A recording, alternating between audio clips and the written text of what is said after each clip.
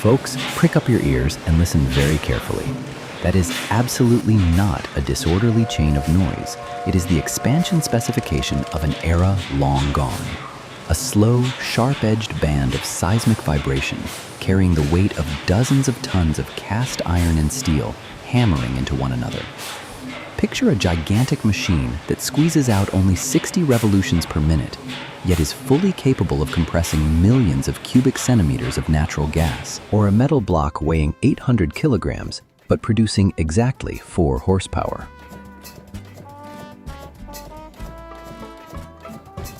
Welcome back to the Engine History. Today, we are not just standing around watching machines run for show.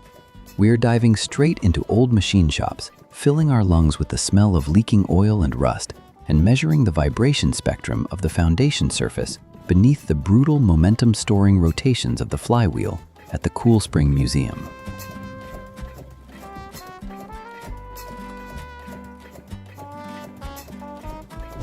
Look straight at the Cooper Tandem gas compressor block.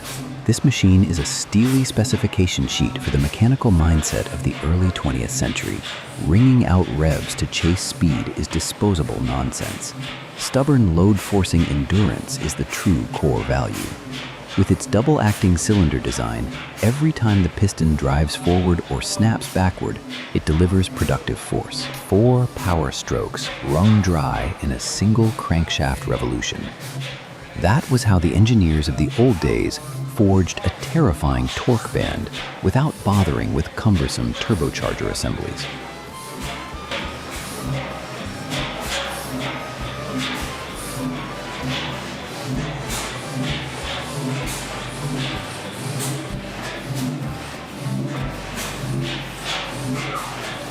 If you also respect the rigid strength of original mechanical engineering, if you are hooked on inspecting rusted steel blocks holding the power of a true workhorse, please hit subscribe to the Engine History right now.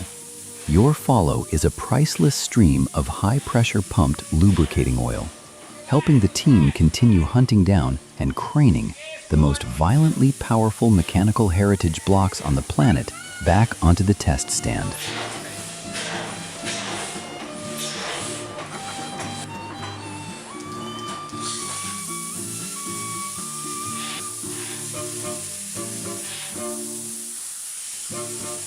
In the world of early metallurgical machining, the Ruston Hornsby 5H block is a benchmark for raw, no-compromise ruggedness. Holding its revs at only around 350 revolutions per minute, it uses a one-way total loss lubrication configuration. Lubricating oil is fed drop by drop, slipping into the clearances of the bearing and bushing assemblies, coating them with a friction-resistant film before draining out, carrying with it soot and scraping metal filings.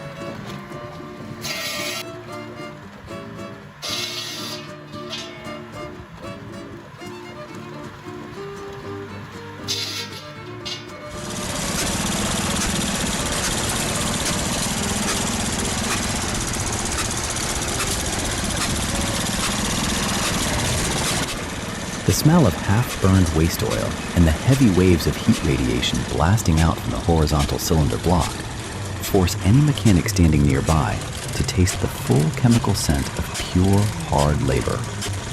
That was how the Fairbanks Morse Type N machines held load and kept the Tanana station in Alaska biting into electricity continuously through the frozen winter. Grease was not only lubrication, it was a life-or-death armor film, protecting this entire array of milled and lathe-machined components.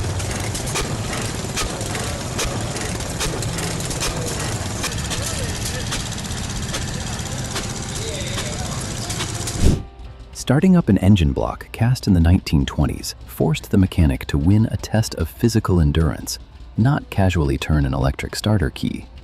Take a look at the Italian-origin Landini Testacalda tractor. It carries an entire hot bulb combustion chamber configuration. The mechanic had to follow a face-scorching heat-forcing cycle, clamp on a gasoline blowtorch spitting flame directly into the combustion chamber until the cast iron mass glowed red hot. When the solid cast flywheel was hand-turned and dragged past compression dead center, and fuel was driven straight into the glowing hot point, A sharp-edged, ear-tearing exhaust blast erupted. The 12-liter giant officially caught its power stroke.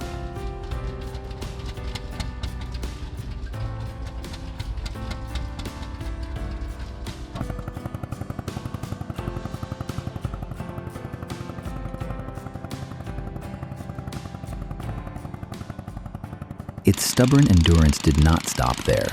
Campbell's stationary engine blocks from Britain pushed the load-forcing limit even further. Equipped with dry carburetor gasification systems, they could swallow even coal or wood chips, heating them into gas and feeding it straight into the cylinder bore to maintain engine speed.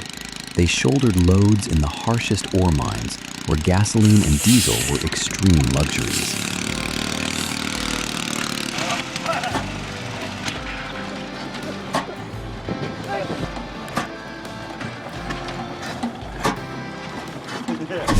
Today's test stand also exposes the shifting gears of machine casting technology. From Norway's 8.5-ton Bergen RTB3 block, which sealed the crown of the 4-stroke diesel compression ignition engine on the marine front, to the compacted Cummins 5.0-liter V8 design packed into the frames of oversized and overweight trucks. No matter how far tolerances differ or how much forced induction turbo technology is added, every configuration must bow before one brutal law of physics: fatigue, wear resistance, and the thermal expansion of cast metal.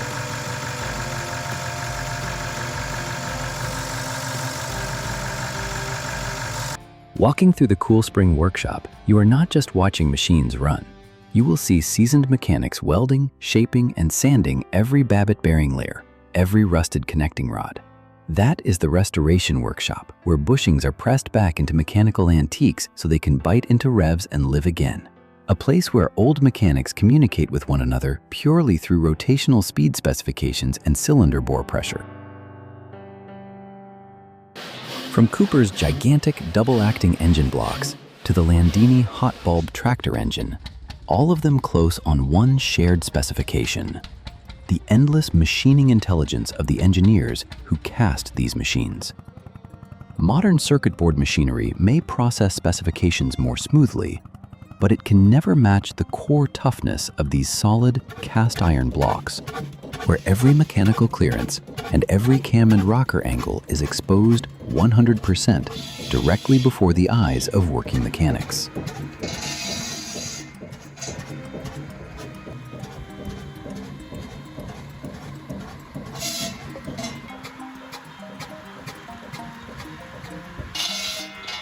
Thank you folks for staying with the engine history today to breathe in acrid smoke, smell grease, and measure this lineup of machines. Which do you respect more?